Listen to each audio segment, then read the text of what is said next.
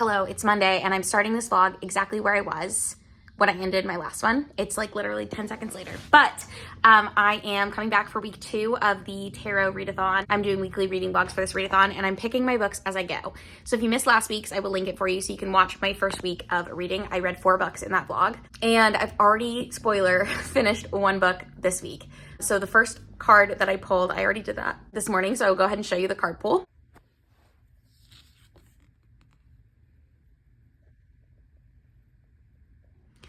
And the card was the Page of Pentacles. And the Page of Pentacles, the prompt for that is the shortest book on your TBR. And I have a couple of books on my TBR that are really, really short. So I just sorted my Goodreads TBR by length. And some of them are the novellas in the Wayward Children's series, like short story ones that are like book 4.5 and book 7.5, I think, are really short. They're like under 50 pages, but I'm not up to that point in that series yet. So I knew I was going to pick those. And then there's a Ruth Ware. I read a Ruth Ware book last week, but there's a Ruth Ware book that's a short story called Snowflakes that is on my TBR that I can't find anywhere. So I'm gonna have to look more, but I was gonna read that, but I couldn't find it anywhere. It's like 30 pages. But I ended up reading Mr. Salary by Sally Rooney, and I gave it 5 stars. I absolutely loved this. So it's a short story about a girl who is originally from Ireland, but she's been living in Boston, and she's back in Ireland because her dad is dying, and she's staying with a guy that she used to live with. I don't know if he's like a family friend or what, but he's a man who, when she was 19, he was 34 and she moved into his house. They weren't in like a romantic relationship, but she just lived with him through her university days. And it's about their relationship and like how they get along, kind of. And it was really, really good. I really, really enjoyed it. I thought I could see people not liking it, but I really liked it. And I will try to remember to link the website that I read it from for free. It's like an Irish website. So I found it. I literally was just Googling around and I found the whole thing. So I read that this morning. It was really good. Again, 5 stars. I absolutely loved it. I think that it would make a really interesting, longer novel, but also I don't think it really needed more. Like, it was just a really good short story. And it's funny because, like, I don't know when she wrote it in relation to her other works that I've read. I think I've read all of her full-length books at this point, because Normal People, Conversations with Friends, and what is the other one? Not Everything Here is Beautiful. That's a different book. Beautiful World, Where Are You? Is that the other one that came out most recently?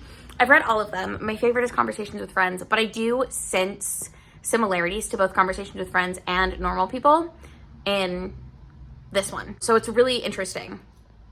It was just a really interesting, like, slice of life short story thing, and I really enjoyed it. I'm glad I read it. The next card that I pulled, I used a random card generator because I did it at work. Don't tell anybody. But I wanted to know what I was going to read next, and I had a task that I could listen to an audiobook for, so I was like hoping I could find something that I could work in an audiobook with. I ended up getting The Devil, and the Devil prompt is to read a book that you know has mixed reviews.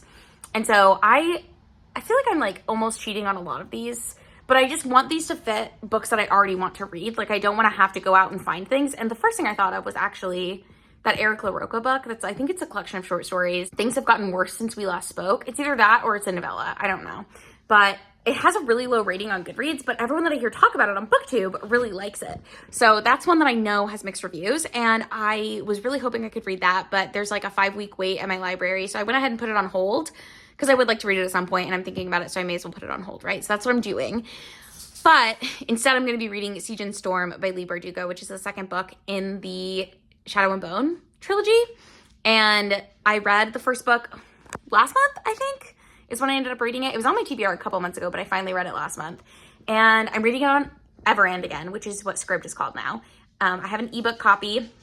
I'm hopeful that it won't take me super long to get into because I already know that I know the world. I like the characters. I like the world. I like the writing style. This one is about this girl, Alina, and she's the main character, and she lives in this like Russian-inspired fantasy world, basically, where some people have magical abilities, and usually you find out you have a magical ability when you're really young, but Alina gets like involved in something when she's like 18. She's working as a cartographer for the military, and she's got a crush on this boy named Mal, and Mal is a soldier, and she does something to protect Mal, and it causes her to like create sunlight basically from her body, and that's like a really rare power. And so she gets swept away by this guy called the Darkling, who is the most powerful of all the power wielders, and he can create darkness. And so she's kind of like the yin to his yang, and he's taking her away to this like school in the capital city to get trained and then things go awry and happen as they are wont to do. So I'm really excited to continue in the series. Again, I really loved the first book. I gave it 5 stars when I read it last month, and I'm hopeful that I will like the second one as much and that it doesn't suffer from middle book syndrome too bad. But have I started it? No, I think I just downloaded it. I have not started it yet, but I am hopeful to start it, and then once I finish it, I will pull another prompt. I don't know how much reading I'm gonna get done this week, to be honest with you. I'm still listening to an audiobook that I'm not reading for this readathon, but the audiobook I have right now is A Court of Silver Flames by Sarah J. Maas. I'm not hating it. I don't love these books, but like, I wanna read it, so I'm going to. And then I also have an ebook of a hold that came in, which is called Born on the 4th of July by Ron Kovic. And this is a relatively short book, but it's a like nonfiction memoir about this guy, about Ron Kovic. And he was paralyzed in the Vietnam War. And then he ended up being like very against the Vietnam War and being very outspoken and getting arrested a few times for like political protesting. So I'm really interested to see how this one goes. So far, it's very disturbing. It's very graphic, and I don't know. I've read a couple snippets of it because it was the ebook that I had before I got this prompt. I got a different ebook. So I am hopefully going to finish that as well. Again, I don't know how much I'm going to update on that for this vlog, but I just wanted to let you know those are the things that are going on in the background as well. And so I am making progress, but I don't know how fast my progress is going to be with an ebook because, as we all know, I will listen to an audiobook and just go about my life and finish them pretty quickly. But I couldn't find an audiobook. None of my libraries even have an audiobook to put on hold of any of the Shadow and Bone books, and Everand doesn't have it either, at least not available to me. So that's where I'm at with that. I will let you know when I have another update very soon. Good morning. It's Sunday. I'm literally sitting right in front of our window downstairs, and I'm coming here. Maybe I can do this so I don't have to hold it. Oh, wonderful. I'm coming here to let you know that I finished Siege and Storm by Leigh Bardugo last night. I was kind of confused because my ebook had 625 pages in it, and I didn't look at the table of contents, so I didn't know that the book actually ends at like page 390. So I thought I had a lot more to read than I did, and I was getting really discouraged with my reading. And if I had known that it was only 390 pages, I probably would have pushed through and finished this earlier in the week, but it was just one of those things where I was like, I'm not making any progress. I just was feeling really like bogged down, and that also was affecting my enjoyment of the book. I ultimately gave it like 3.5 stars, rounded up to 4 on Goodreads. It was not as good as book one. Book one I loved. And then this book, I just felt like it's very middle booky. There's a lot of like 2 steps forward, 1 step back. Like it felt like we were just sort of like not really going anywhere. But the premise of this book series, again, I'm not going to spoil anything that happens in book one because it's part of a series, but in the first book, we're following this character, Alina, and she was an orphan from this town called Karamzine, and she's now out of the orphanage, but the orphanage plays like a big part in her like backstory. And that's where she met her friend Mal, who she's always been in love with. But now she and Mal are both working for the Royal Army, and she's a cartographer. Mal's a soldier / tracker. And in the beginning of the book, she gets in this situation where she's having to protect Mal, and she displays this power. And certain people in this world have these powers. They can do different things. There are people who can do this thing called heart rendering, which is basically when they can like make your heartbeat slow or speed up or give you cardiac arrest or whatever from afar. There's also people who can like control water and control waves. There are people who can control like weather patterns kind of. And then the most powerful guy is this guy called the Darkling, and his power is that he can create darkness. So he like claps his hand and it like can become pitch black. And Alina discovers that she is a sun summoner, so she can create light. This is like a really rare ability. Like no one has had this ability, maybe ever, but at least not in recent history. And so she's immediately whisked away to be taken to where Grisha, which are the people who have powers, they send their children to this place to train in the capital. And so she gets taken there to train. And there's all this like wondering about like why, like she's way older than most people are when they discover that they have these abilities. And so you're sort of figuring out why that is. And then also she's getting this like closer relationship to the Darkling, and we're trying to figure out what is going on with like him, kind of like there's a lot of mystery surrounding him because he doesn't really, again, he doesn't have a name. So like there's all this stuff happening with that. The other like big thing that's happening is there's this place called the Fold in this world, and it's the Fold is on the Unsea, and the Unsea, from what I can tell, is like a desert. And so there's part of the desert was created like thousands of years before the start of the book by a really bad darkling. And he created the fold. Something happened with his magic to where he just created this like impenetrable darkness in this one part of the land. And the darkness has called these like creatures, I see them sort of as like harpies slash dragons almost. I don't really know what they are. And I'm not a very like visual reader, so you can describe something to me, but I'm still going to, like, if I'm imagining anything, it's going to be something that I know. That's just the way that I am as a reader. But for me, I was always imagining like dragons, and we learn more about them in this book, which is interesting, but I still have so many questions about them, and that's something that's so interesting to me. And my frustrations with book 2. So book 1 ends the way that it ends. My frustrations with book 2 is not that it doesn't necessarily undo what we learn in book 1, but we do like, there's this resolution at the end of book 1, and then the resolution is kind of undone in book 2, which I understand has to happen for the plot. But, and I don't know what I would have rather had happen, but like there's like 3 different big things that happen that I felt like I was getting whiplash a little bit. And I can't say too much in depth without giving spoilers because it would spoil what happened in book 1 and things that are revealed. Hi, Editing Mary here. I have some more cohesive thoughts at this point. What I'm trying to say is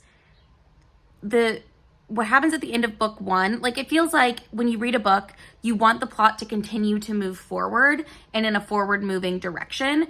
And I don't mean that there's a new conflict introduced in book 2, or even that the same conflict is like being attacked from a different angle.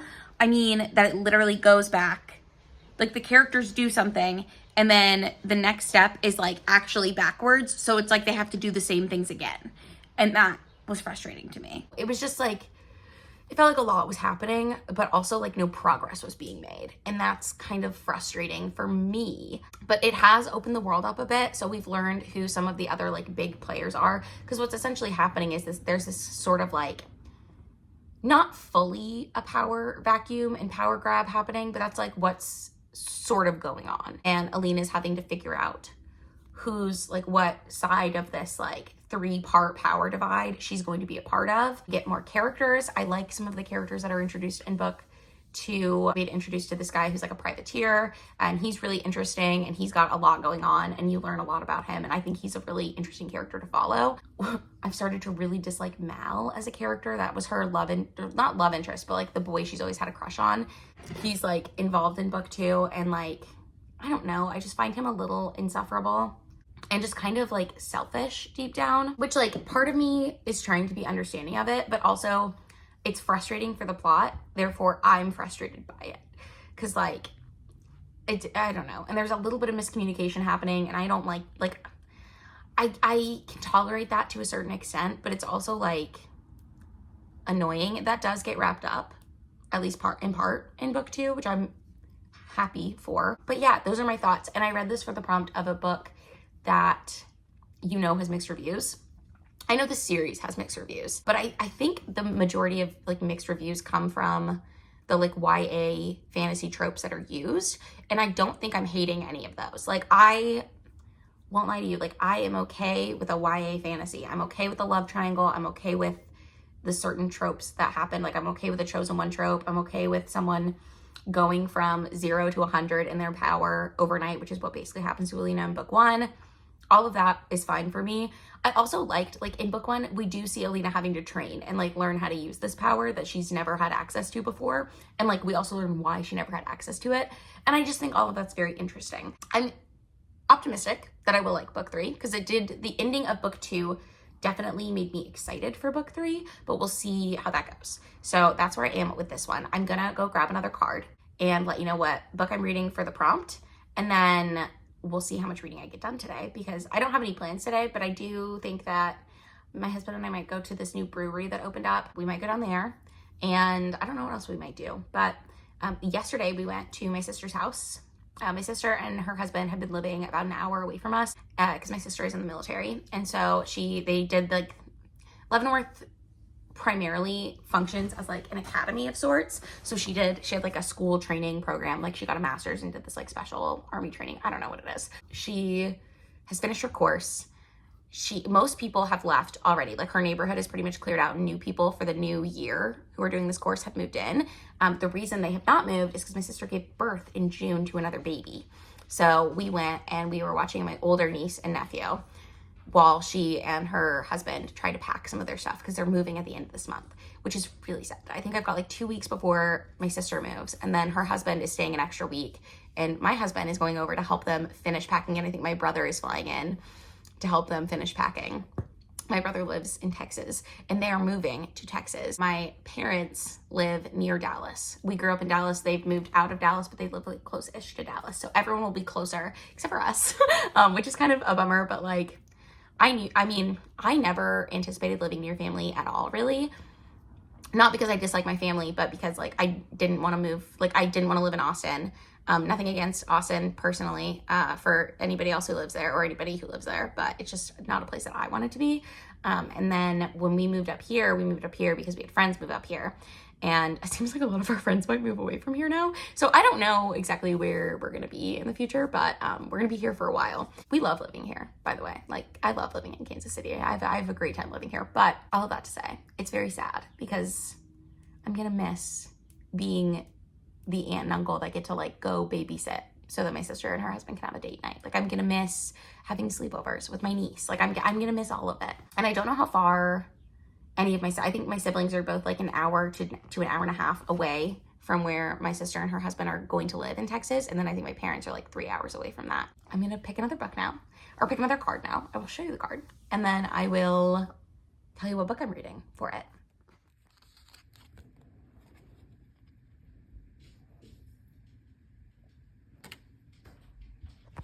Okay, so as you just saw, I did pull the Two of Pentacles, and the prompt for this is read a book where a character has to make a big decision. And so for this, I've decided I'm going to be reading Hour of the Witch by Chris Bojalian. And this is a historical fiction. It has witches, but I don't know if they're real witches or if it's just about like the witch hunt in America. But it says, a young Puritan woman who is faithful, resourceful, but afraid of the demons that dog her soul, plots her escape from a violent marriage in this riveting and propulsive historical thriller. So I'm excited to read this. The big decision is whether or not to leave her marriage and how she's going to do that. I'm going to say it counts. I'm not great. Some of the prompts, like, I love a detailed prompt, okay? But sometimes it's hard for me to know from a synopsis of a book that I have not read how well that book will fit the prompt. I hope that makes sense, but this is the book that I'm going to be reading. My library had an audiobook of it, so I just downloaded it, and I will let you know how that goes. The audiobook is 14 hours long, which 14 divided by 3 is almost 5. So it should take me about 5 hours to read. We'll see. I mean, that's if I'm reading it for 5 hours straight, and that's also assuming that I can listen to it at 3 times speed, which is how I like to listen to my audiobooks, but sometimes, you know, it's not possible to listen to a book at 3 times. But I will let you know how my progress with that goes. And if I don't finish this today, I will wrap this vlog up tonight with my updates for how I'm feeling, and we will just jump into tomorrow's, or like next week's vlog. So yeah. Hi, so it's a few hours later, and I'm about 65% of the way through the Hour of the Witch. And essentially, I wanted to come back and do a check-in before I finish it, because I realized I didn't do that for Siege and Storm, and I really should be doing that because that's the point of a reading vlog. So I'm finding this book very dull, to be honest with you. It's supposedly a historical thriller. I'm not finding it very thrilling. There's not a mystery element. It's about this woman named Mary who is married to this guy who's much older than her and has a daughter who's her age, set in like the 1630s, I think. And he is abusive. And so she has enough of this one day. He ends up stabbing her with the tines of a fork. And apparently forks at this time weren't popular to use because they were considered like an instrument of the devil. And this is a puritanical society. Mary's dad is a merchant from England, and he has shipped in this order of forks, and Mary ends up seeing some in her garden that are like tine side down in the ground, and she's freaked out by this because she thinks it's the devil. She doesn't know who has done it. I don't think we've found out who has done it yet, and I don't know if we're going to, but she sees that, and then someone else sees her messing with them. That comes up later, but she ends up like getting into a fight with her husband over something stupid. Like, he's drunk and he stabs her in the hand with this fork, causing her to bleed and breaking a bone in her hand. And so she leaves in the middle of the night and she goes to her parents' house. and basically they start divorce proceedings. And then that happens very early on in the book, and the divorce proceedings are really boring, but you go through what everyone says, and it's sort of laying the groundwork for Mary to maybe later be tried with witchcraft because someone has seen her mess with these tines. The instrument of the devil is what the magistrate is calling it. And yeah, so that's what's happening. I don't think it's a spoiler to say, but her divorce does not get granted. And so she's forced to go back to the house of the man who beats her. And she's now trying to figure out another way to escape. Like, that's what she's doing. That's what she's been doing. I don't know. I'm curious to see what ends up happening with this. But like, for a long time, this felt like it was going to be a 2-star. It might be a 3-star. It might be a 2-star. I'm just finding it so boring. And like, I could DNF it, but I also kind of want to know what happens. That's the problem that I run into with DNFing books a lot of the time is like, especially when I've read over half of it and I have it as an audiobook, so it's not like I'm like taking my time like physically reading it and not able to do anything else. Like, I'm able to listen to it passively while I perform tasks that I have to do anyways. So like, I'm gonna finish it, and I hopefully will finish it today, but that's how I'm feeling about it right now. I think it's very boring. I will let you know ultimately what I decide. Hello. So I actually did end up finishing The Hour of the Witch today, which I didn't know if I was going to or not, but I did not like this book. I'm going to give it 2 stars, I think. I liked parts of it, but it was just so focused on like literally reading court transcripts. And I don't know if this is like based on a true story or what, but either way, it was boring. So I'm going to pick another card. I don't know if I'm going to fully read this book, the next book that I pick, in this vlog, or if it'll just carry over into the next one, but there's enough time left in the day, and all I'm really planning on doing for the rest of the day is read anyways, so I'm gonna try to pick something and see what I can come up with. So I do have my cards right here, so I will just go ahead and pick a card. So we have the King of Pentacles. Let's see what that is. Okay, so the prompt for King of Pentacles is to read a book with an unreliable narrator or a book that is narrated by the villain of the story. And for this, I've decided I'm going to be reading We Were Liars by L. Lockhart. Is that right? Hold on. E. Lockhart. And this is, I believe, like a YA mystery thriller about a group of people who go to a private island and something happens. I don't really know, but it says, okay, a beautiful and distinguished family, a private island, a brilliant damaged girl, a passionate political boy, a group of 4 friends, the liars, whose friendship turns destructive. A revolution, an accident, a secret, lies upon lies, true love, the truth. We Were Liars is a modern, sophisticated suspense novel from the New York Times bestselling author, E. Lockhart. Read it, and if anyone asks you how it ends, just lie.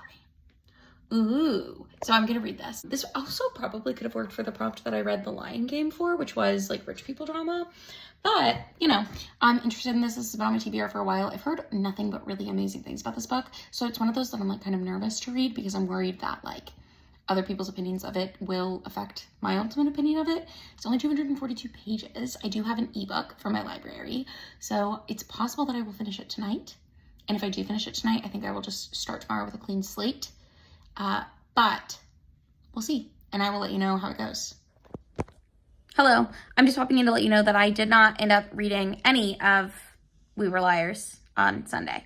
So I am ending this vlog. Thank you so much for watching it. If you liked it, give it a thumbs up. If you would like to see more videos from me, you can subscribe to my channel because I do try to post 2 videos every week. Let me know in the comments down below what you read last week or if you're participating in the Tarot Readathon, and I will see you in another video very soon.